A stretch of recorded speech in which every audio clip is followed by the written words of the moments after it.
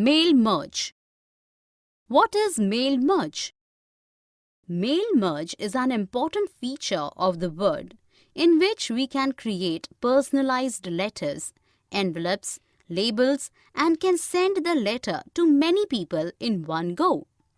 We don't have to type the individual letters to each person and don't have to write the address individually.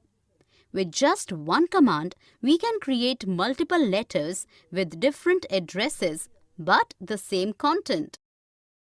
Advantages of using mail merge.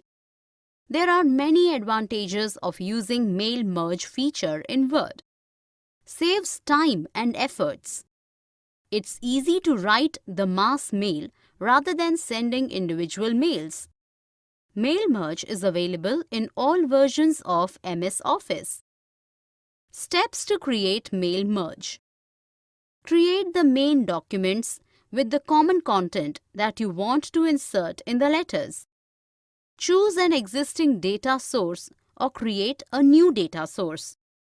Add merge field placeholders in the main document so that when we click on Mail Merge, then it should be filled with our information. Click on Merge and merge the data with the main document.